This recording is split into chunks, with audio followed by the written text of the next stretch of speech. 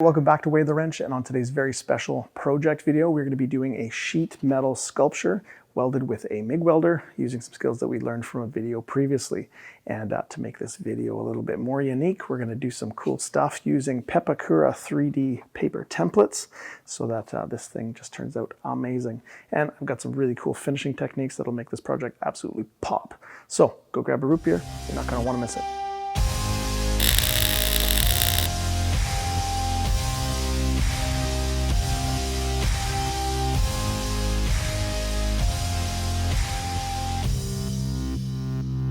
Now, because this is a welded sheet metal project and we want this thing to look amazing, we've got to make sure that we have our tricks and techniques to be able to weld sheet metal without having the excessive heat causing blow through and warpage and stuff in our final projects. So if you haven't already, you need to watch the video previous to this so that you can have all my tricks and techniques for welding thin sheet metal.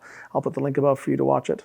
Make sure you watch it first. All right, so first thing up, probably some of you are wondering, what's Pepakura and why do I want to use this for my sheet metal sculpture? Well, here we go. So Pepakura is a computer program that allows you to take a 3D model, just about anything you want. So planes, tanks, boats, animals is a really popular choice. And it takes that 3D model and it converts it into a low poly or a low polygon shape. And then the computer program takes those polygons and the neighboring polygons next to it and converts it into pieces that can be cut out, folded, and glued up into a 3D paper model. So pretty cool. Now when you take your Pepakura file and you print it out, you end up with a bunch of sheets that look like this. So you can see the different polygons are kind of matched together in sets, and then individual pieces have been designed so that you can cut them out with a pair of scissors. And then there's different fold lines on here to tell you whether it needs to have a mountain fold or a valley fold, so basically which way it gets bent. Now there's also these little tabs on here that are added, and those are your glue up tabs, so this is going to get glued to a neighboring piece. And it's got a very unique numbering system. So for example, it says 197 here, so this is going to go to a neighboring side of another polygon that has 197. So that kind of shows you where this all has to go together. Now, once you have cut these out with a pair of scissors, you end up with a piece like this. Now, the lines represent different things. A solid black line means that you need to take a pair of scissors and cut it out. The other two types of lines are a steady dashed line, which represents a valley fold, meaning that you are going to fold it like this, okay? The other line has a dot dash kind of pattern to it, and that represents it's going to be a mountain fold, which is like this. Now for both folds, they do want you to have a crisp corner or a sharp edge when you fold it. So you could use something like a piece of plastic. I just used the edge of my scissors on a flat surface. You can kind of just press down on it to kind of crease it really well. And then you end up with a bunch of shapes like this. So once you get all the pieces cut out and folded like you see here, the idea is you take one of the pieces and look at the numbers. So for example, we got 205 on this edge, and if you look over here, this actually says 205 too, and here is our glue tab. So this is meant to go like this, and these glue tabs always go to the inside so that the final outside shape looks how it's supposed to look. So you basically just glue this together, make sure everything's lined up, and there's your finished piece. Now once you get one piece, you find the matching numbers to another piece and you glue them together and you keep continuing until you have something that represents what you were trying to make. Now for this project, I'm going to be trying to be making a fox. So I've started on the head and the back of the ears and stuff like that, so you can kind of get an idea of what's going on.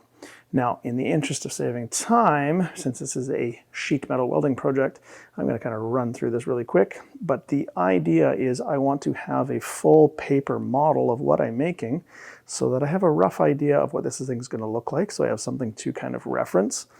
And the other reason is I'm kind of going through in my mind as I make this, how am I going to have to make this different because I'm working with sheet metal? So first off is I'm not gluing this together, so I actually don't need these glue up tabs at all. They're just going to be extra work. So I'm going to cut these right off when I do my metal part. Now the next thing is all these bends would have to be pretty intricately done, and some are kind of complex to the point where even if you had a box and pan brake, it's going to be really hard to bend this up. So the longer but better way of doing this is each individual shape is going to have to get cut out. So they're individual pieces of sheet metal. Now, the next problem is I still need this shape. So I can't just kind of randomly put the parts together. So I'm going to have a paper template to the side that I haven't cut so that I know how it's supposed to look. And then when I take the pieces that I have individually numbered so I don't lose track of them, I'm going to put them together with a strip of tape. Now, depending which way it bends, I'll put the tape on the top if it has to bend in a valley shape, because the tape will act like a hinge, so that'll be great. And if it is a mountain fold the other way, then I'll have to flip it over and line it up and put the tape on the other side. So then I will have something that I can literally kind of fold up how it's supposed to be and tack weld in place, and then have my sheet metal finished part. So that's the plan anyway. Let's see how it goes. Now, when you go to fold on these lines that are here, it really helps to score or really lightly cut a little bit of a line in your thick cardstock so that it allows it to bend crisply and cleanly and exactly where you want it. So remember, we're not cutting through it, we're just kind of scoring it just lightly on the surface. And a ruler is going to be pretty mandatory. So line it up, lightly cut on it, and while you've got the edge there, just kind of lift it up and start that bend. Okay, now this is a valley bend, so it has to go that way. So I just kind of continue all the way over, and I'm using a little razor blade here with a safety edge. I just turn it around real quick, do a little force, get a nice crisp, clean bend, like that. Okay, now this one is a mountain bend, so it wants to go the other way. Now, because the score is on this side, it'll open up easy, so you just have to fold it back and just crease it out, and there's your fold. So you just keep going until all your pieces are done.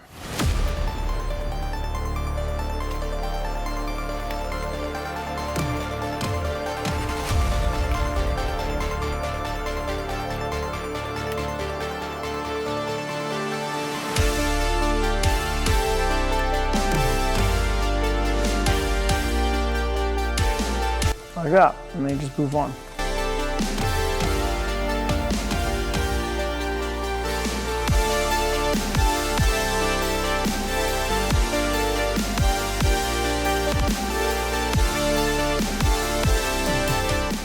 Now, something to think about before you pick your project here and start printing and cutting it all out is what is the overall size of this Pepakura 3D model here, right? This fox, when I printed it off originally, was only going to be 40 centimeters tall. So I figured I wanted this thing a little bit bigger and then make it a little easier for myself, since I'm making it out of sheet metal, that if I could make it as big as possible. So instead of printing the pieces on letter size, I went to 11 by 17. So it's gotten quite a bit bigger. I figure it's going to be probably about 80 centimeters tall. So once again, that's why the paper template's being made, so I can see it, how big this thing's supposed to be when it's done, before I start spending a whole bunch of hours making it in metal.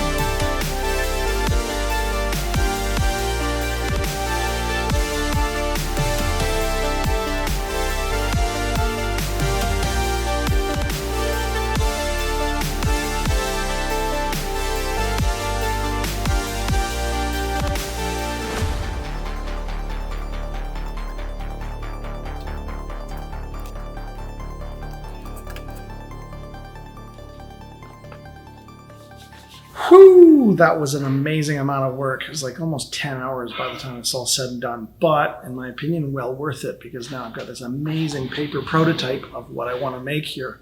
Now, a whole bunch of reasons why I did this. First one is you have a 1-to-1 scale version of what you're going to be planning making in sheet metal. And so if you want to make it bigger or smaller, this is the time, right? Make the adjustments when you print off your paper templates.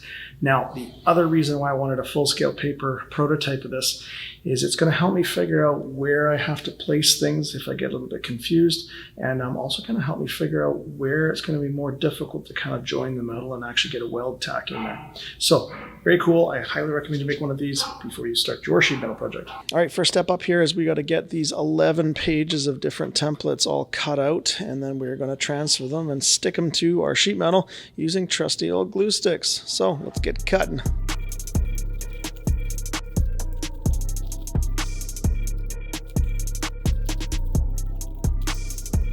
Now, in order to get these templates to stick properly, especially since we're just using a glue stick, we got to make sure there's no oil, no grease, no dust and dirt on here. So just get a rag or some paper towels, and you're going to really, really clean this well.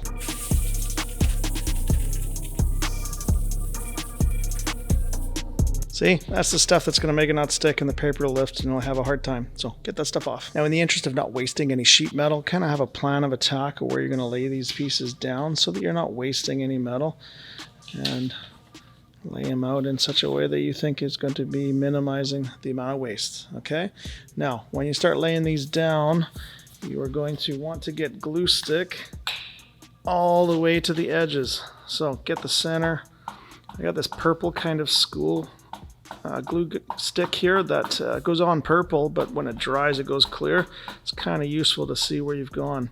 Now make sure you get all the way to the ends and all the edges, otherwise they'll lift and you'll have a hard time with it.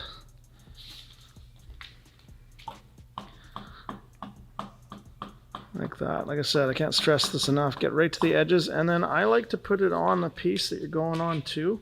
Don't have to be perfect with it because you already did that on the paper template, but it's just going to have that extra little bit that's for sure going to want to stick. And put it right down there. Use as little of the sheet metal as possible and give it a good smooth. Push it down, make sure it's sitting flat, and none of the edges are lifting. If you have an edge that's lifted, you missed putting glue on it, just peel it back, put a little bit more on it. There you go, and then you just move on, and by the time you get all of them put on here, the first ones will be dried, and you'll be ready to start cutting. Now, the reason why I like using glue sticks is when you are done with making your metal project, it's really easy to get this paper and the glue off by just running it simply under hot water. And the glue will soften up and it will literally just melt off. And the paper will just peel off, and you give it a good dry and it won't rust up on you, so it's really quite easy to take off, as opposed to if you use some kind of like spray adhesive or something else. It'll be quite sticky and all the paper will be stuck to it kind of more permanently than you need.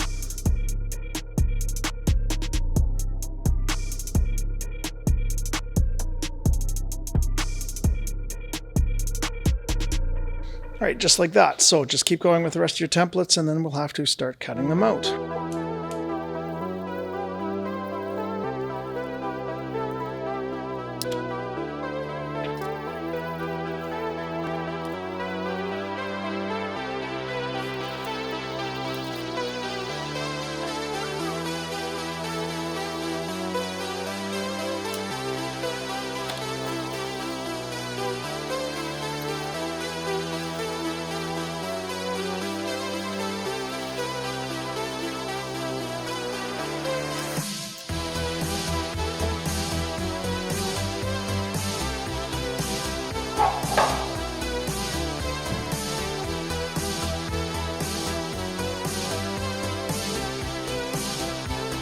Right now these things are ready to cut out, but before we get going here, we got to think about what we're doing. We are not gluing paper templates together anymore. We are now welding metal templates together. So if you look at these things, there's a bunch of these little glue up tabs all over the place here. And do we actually need these anymore? And I'm kind of thinking we don't need them. So that's going to save me a lot of time because I won't have to delicately cut these out. And because we're not gluing them, we're just going to put this number 203 next to the other 203 and line it up with another edge that's at a different angle and then tack it in place. So when I cut this out, I'm not going to worry about these tabs. The next thing we got to think about is these fold lines, right? So we are looking at a valley fold here, and there's a mountain fold there, so it depends which way we want it to bend. Now, I'm not going to bend all of these on a brake or a box and pan brake. I think that would be an absolute nightmare to line things up. What I'm going to do is I'm going to cut out each individual polygon and have separate pieces. Now, the problem with that is it's going to be a bit of a nightmare to figure out where they all go. So I very carefully have to cut out one of these pieces, for in this case F9, cut out the triangle, cut out the polygons, and then immediately put tape across these joints so that it can act like a hinge and so that it can actually fold where it's supposed to.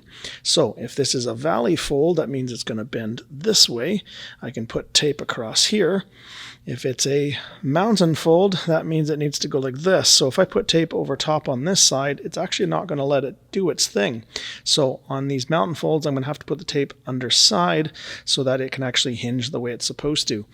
And I'm going to cut one of these up and then see if this is actually going to work before I continue with the rest. So let's get this cut out. In order to cut these out, there's a whole bunch of different options, and I'm going to show you them all. Keep in mind when I'm doing this project, you're probably going to see me jump between a bunch of different methods. Maybe I'm trying it out to see what's easier, give my hand a rest, or maybe just the part has got an awkward shape and so I need some different way of cutting it. Now, your first and probably a really good option for most people out there is just getting a pair of good tin snips. Now, the longer the handles the tin snips are, it's a little bit easier, you get a little bit more leverage, and it's just like cutting the paper templates with scissors, just you're doing it with big scissors meant for metal. Now, the other option is you can pick up a set of these aviation snips. Now, they can cut really nice, actually. However, I'm not a fan of these because they tend to leave a jagged, serrated edge, and you're going to have to clean that up with a file. Now, just in case you don't know, there is a set of these. So the yellow ones are for straight cuts and really slight left and rights. And then you got your green ones that are for kind of going straight, but mostly going to the right-hand turn curves. And then you got your red ones for going left. And if you forget which one is which, red has less letters, so left, which has less letters, and then your right-hand turn is green, which has more letters. Another option for cutting a sheet metal up is something called a throatless shear, otherwise name brand, really popular, is called Beverly Shear. Now, you've got one hand for the cutting action, your other hand holds the metal and acts like the steering, so that way you can turn the metal and get curved cuts. Really quick safety tip, don't put your fingers in between the blades, otherwise you're going to be missing digits. And you want to keep the nice flat piece on the left-hand side. Don't put your finger underneath it, otherwise it can get pinched. And the pieces that are on the right-hand side tend to get kind of mangled and curled up, so make sure your part is not on that side. Otherwise, it's pretty simple to use. Go as slow as you need to.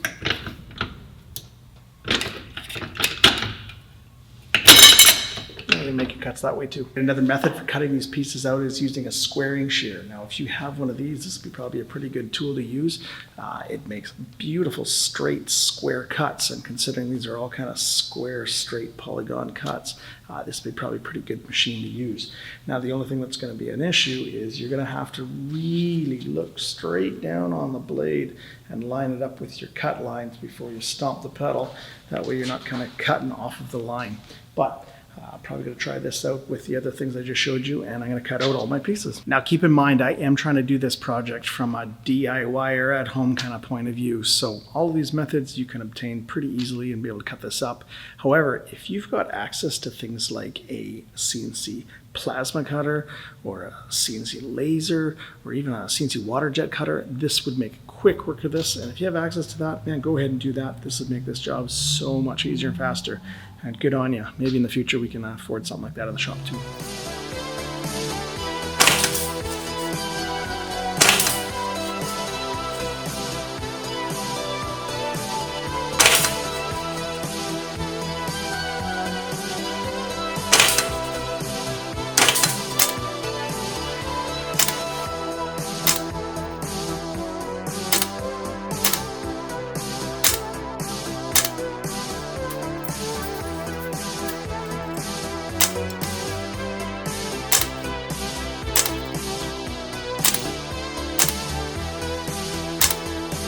I can see the squaring shear is doing great cuts of the straight outside perimeter stuff, but here where it's kind of angled inside, I can't make that cut without damaging these. So a couple options. I could start kind of cutting this out manually with a pair of 10 snips, but realistically these polygons are going to need to be separated anyway. So what I have done is I've taken a pen, or really any way you want to mark these. You could use an engraving tool maybe on the inside pieces. And just a simple system. I'm going to use A, B, C, D and just put it on both sides of the line, so that way when you cut this and you're looking at all these individual pieces and trying to make sense of it all, you know that A will go to A, B will go to B, etc.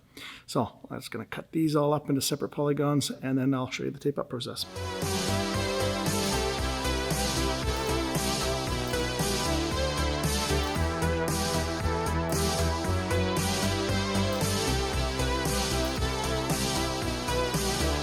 Now, when you're using this squaring shear, keep your fingers out from that hold down bar and nothing onto the blade. So as these pieces start to get teeny tiny like this, and you hold on to this, be very careful that your finger is not getting under there or it's going to get pinched.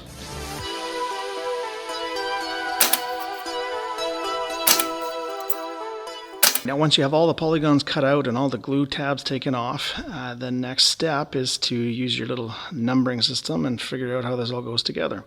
So D to D, E to E, F to F, G to G, C to C, B to B, and A to A. Now we're back to kind of how this thing looked. Now I'm actually pretty happy with using the squaring shear. I didn't lose the details that tells me whether it's a mountain or a valley fold. So I can clearly see that these are all valley folds, meaning they're going to bend upwards like this. So I've never done this before. We're going to try this. I'm going to use just Scotch tape. Might try masking tape if this doesn't work.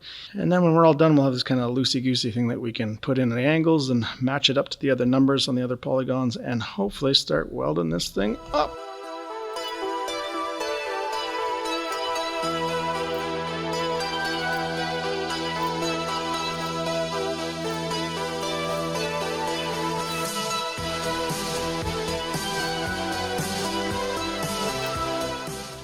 Oh yeah, that'll work beautifully. Now that took a little bit of time to do, but in theory this should work.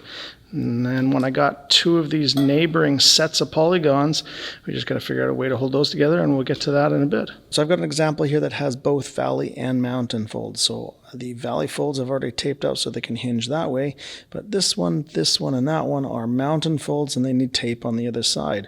So all you got to do is flip it over, and then tape these sides up, and then you're good. Now, if you get confused, all you got to do is kind of have a printed off copy off to the side here and just double check it's right before you weld it all up.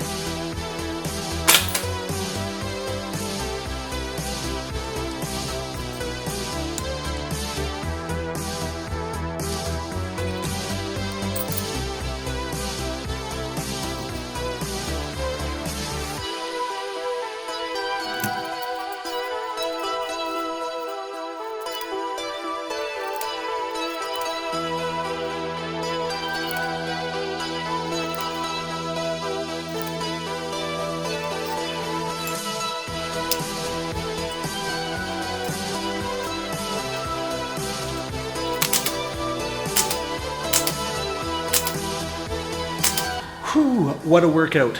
If you were going to do this project, I really don't recommend you using tin snips unless you got a super small model of this, maybe just a bust of an animal instead of the whole thing. What a workout. Man, I don't know, 2,000 leg presses on this thing. It's going to hurt after a while.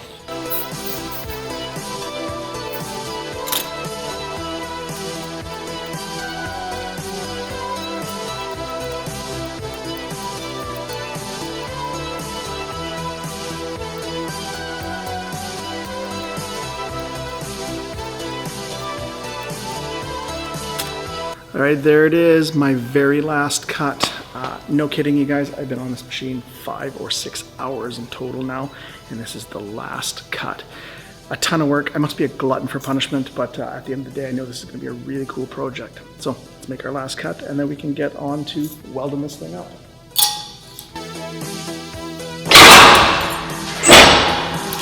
Woo!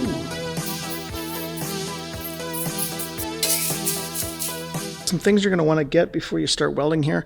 First thing is get yourself some various magnets for around the shop for being able to hold those little delicate sheet metal pieces in place so you can tack them without having to hold them and figure out how you're going to do that. Now, the other thing is go grab some of those scrap sheet metal pieces that we just cut off of these parts and do some practice. You're going to need to set up your machine. Every machine is going to be a little different, and you may have to tweak it from what it suggested under the lid. Mine is at 16 volts, 120 wire speed.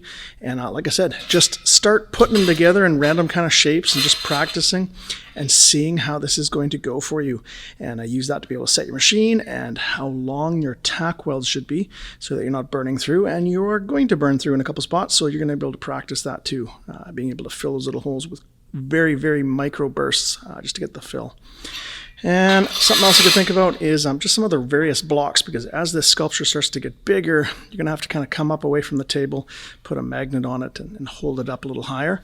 And then an air wand. I recommend you have an air wand just because we've left the paper on these templates. You're going to have a little bit of smoke and some fire every now and then. And if you want to be able to handle these at all, or get that distortion out really quickly, use our air wand, and make sure you got your safety glasses for that. One last thing before you get going here, I usually use these pretty thick gloves that are used for stick and MIG welding. They do a great job of keeping my hands safe and away from the heat.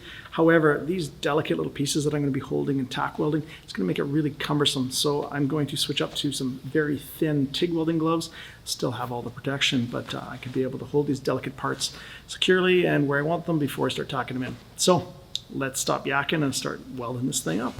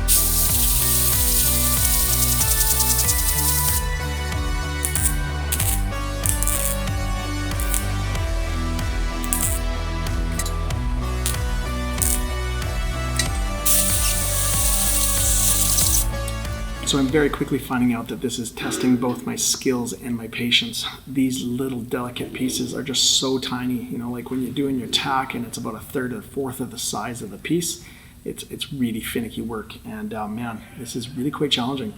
I'm hoping that once I get to the bigger pieces, this will go a lot quicker, a lot smoother.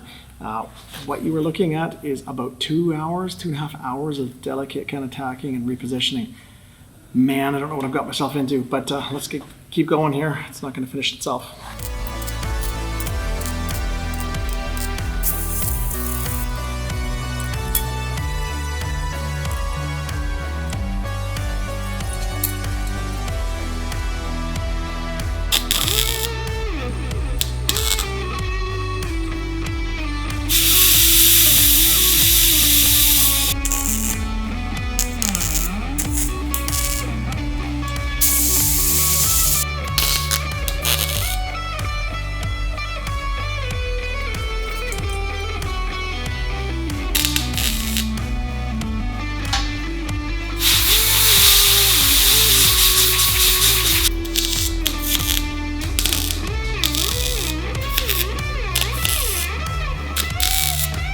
Woo-hoo-hoo! Getting there, slowly, but getting there.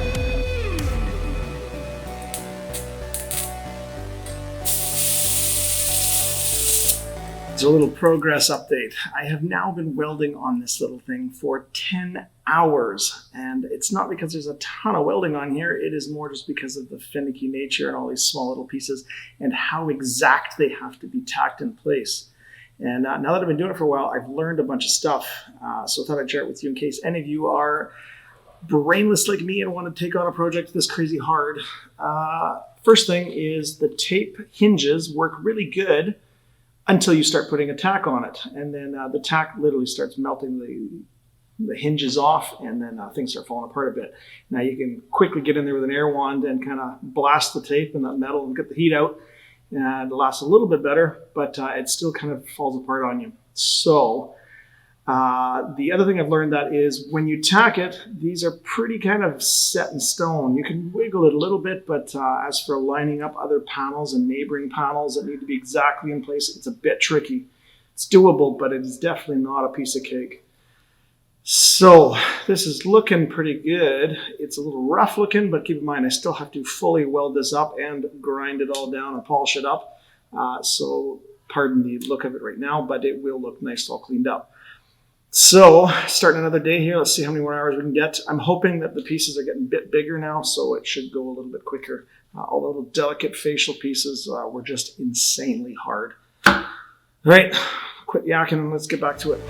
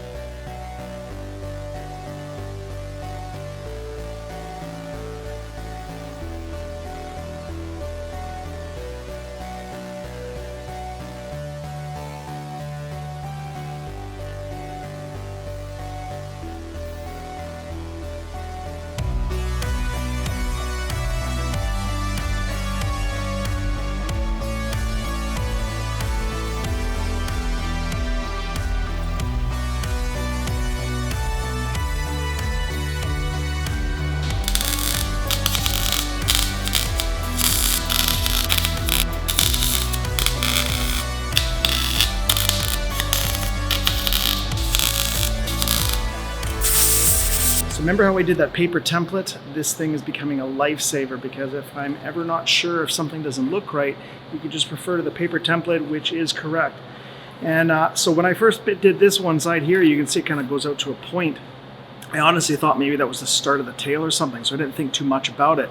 But when I did pretty much the same thing on the other side, you can see it's got a better shape to it, and there's no way that this is joining up here. They're just not going to work. So you've got to take a step back and go, what happened?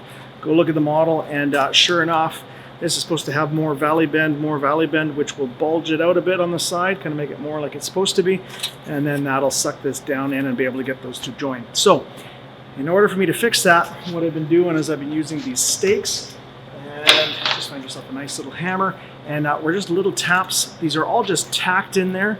However, once you get a bunch of tacks, they don't really want to move well. So you kind of have to get a bend to move here, get a bend to move there to get the whole thing to move overall. You just can't keep smacking on some spot. So I'm going to straighten this up, go back to welding it.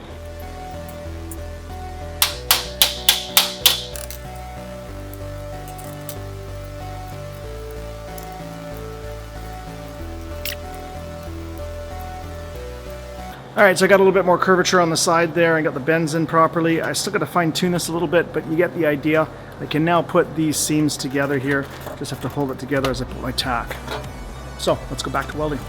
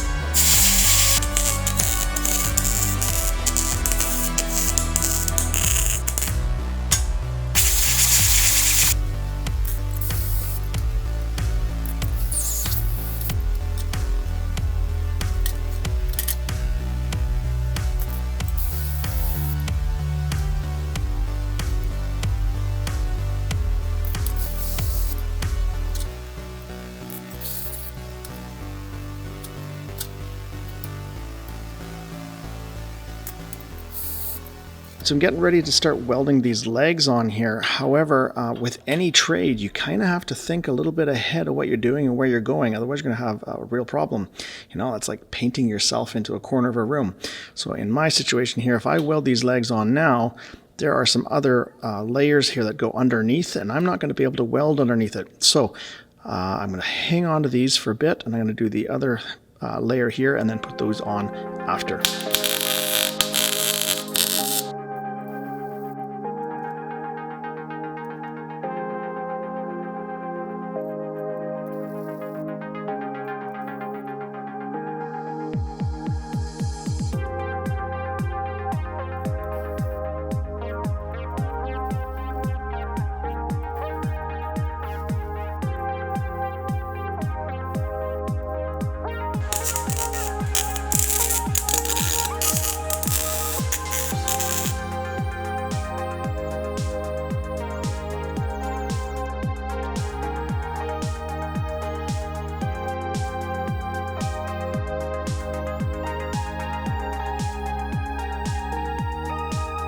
Whew, starting to make some headway on this thing. Now, before I get too carried away and start welding everything up, I got to really think about what I'm doing here. So I've added all the welding that I want to do in here and cleaned up all the grinds with a little roll lock, 3M roll lock on a 90-degree die grinder. That way I can weld in the legs and I won't have to get in there after and I won't have to look at all that stuff. So let's go put those legs on and then we can get this tail going too. Hey, notice anything different? Yeah, the beard's all gone. It must be the start of Movember. So I shave my beard off and grow a ridiculous mustache so I can start having conversations about cancer awareness. And I also do some fundraising to try to create some money towards cancer research. So if you'd like to help mine and your goal of getting rid of cancer, I'd be much appreciated if you went down to the link in the description below, and I will put a link to my Movember webpage so that you can donate to my team for cancer research. Thank you very much in advance. Cool, a ton more progress done on this. However, once again, I've got another scenario where this tail is going to go out to the front here and cover up this area here. So before I do that, I got to be welding these seams up and do some final grinding in here because I won't be able to get in there after the tail is done. Now, one thing I've noticed when I'm doing this finish welding and grinding is that this project is kind of designed to have sharp edges. And I'm noticing that when I fully seam weld that up and then try to maintain that line, it's not a perfect crisp edge. It kind of has a little wave to it, no matter how hard I try to get it straight. So I might not completely weld this up anymore. Just make sure it's tacked really well in the corners and a couple spots in between. And then I'm just doing light grinding to get it just down to the surface. And I think that looks a lot crisper than some of these other rounded, fully weld seams up. So that's the plan. Let's start doing that.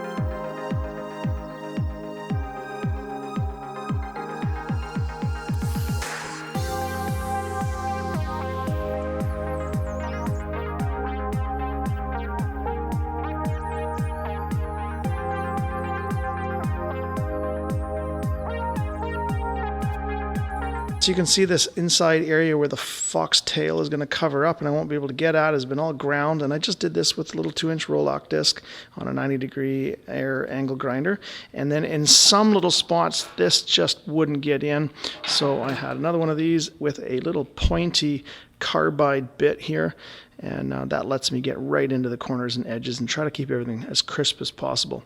So pretty excited. Last step, we're going to weld on this tail, so let's get on that.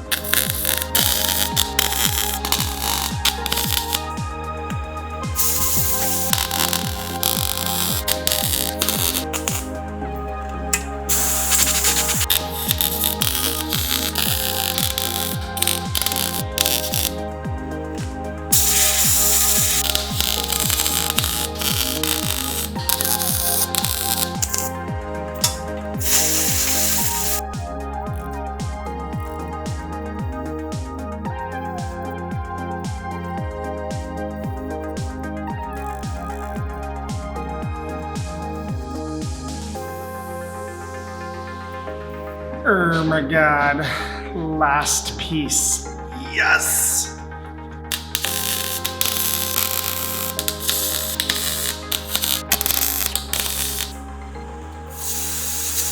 Yes, this thing is now tacked up. Now I have to go back and I got to fill in all the little holes where I blew through, and there's some gaps that kind of developed as I kind of muscled this thing into where it needed to be for the next piece. So I got to go back and fix all that. And then I got to grind all of this too. Now, I don't know how much I'm going to show of this because the video is going to be getting pretty long by this point. I've already actually filled up 2 hard drives full of footage, which I have to edit down. So like I said, I'm going to speed this up, but on to finish welding and grinding. Let's go!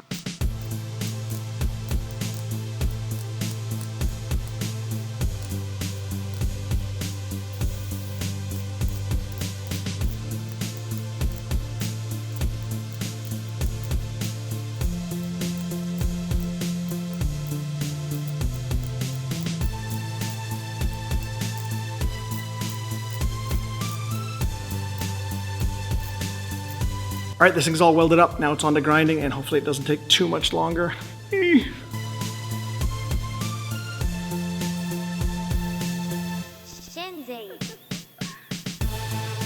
So I just did one of these here, and it's really key that we don't want to round this all over. We want to try to keep this panel flat. So I'm using the flat of the disc to just knock down this side of the tack, keeping it flat with the original surface, and just take that side of the tack off. That way I'm not going to round it over. Now the next panel I go over, I'm going to keep it flat to that panel. And then I just have to continue doing that all the way along to try to maintain that hard edge and angles between these pieces. Otherwise this thing's going to look all rounded and look a little goofy.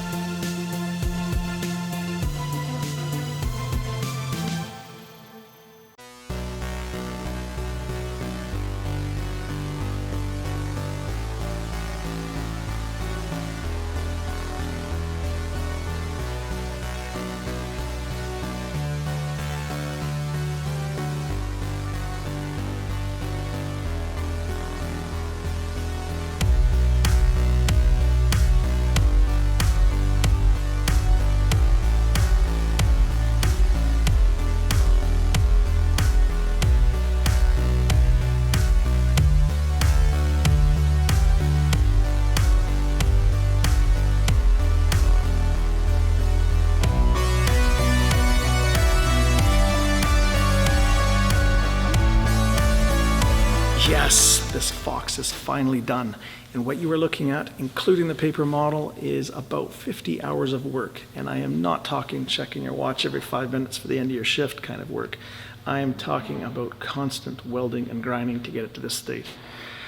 And I'm tired. It was a long haul, and this video is getting a little long too. So I did promise you that I would show you some finishing techniques that I wanted to show you off with this guy, but my wife actually gave me a really good idea. And she said, why don't you put it out to your YouTube subscribers and ask them what they would like to see happen to this guy? So I would like at this point for you guys to go check out that poll and have a vote, have a say on what happens to this very cool project. And I will make a future video on how to finish this guy up. Possible options are leave it like this, clear coat it though so it doesn't rust up, or we on purpose rust this thing, and I've got a pretty cool chemical way of rusting metal pretty quick that I'd like to show you guys. And then another option is even doing some kind of two-tone thing, like a real fox in real life, where they have the white on the belly and the ears. We could leave that polished and rust everything else up. So let me know what you think. What do you think? He's quite a guy. All right, that's a wrap on another video from Way the Wrench, this time on welding thin sheet metal projects like this little dude. And projects like this are great at developing new techniques and pushing your own skills as a tradesperson, and even just developing and working on your work ethic. They will not be able to get something like this done by just kind of putting in minimal effort. So you're kind of developing those skills for bigger and better things, which is what this is all about. If you like the video and I really appreciated all the work and effort that went into this, I would really appreciate a like and a subscribe, and man, even a share out on your social media so that I can share this cool dude to more people out there. And while you're at it, if you wouldn't mind hopping over to my newest Movember video, I've got a link there for my Movember webpage so that you can make a donation to cancer research.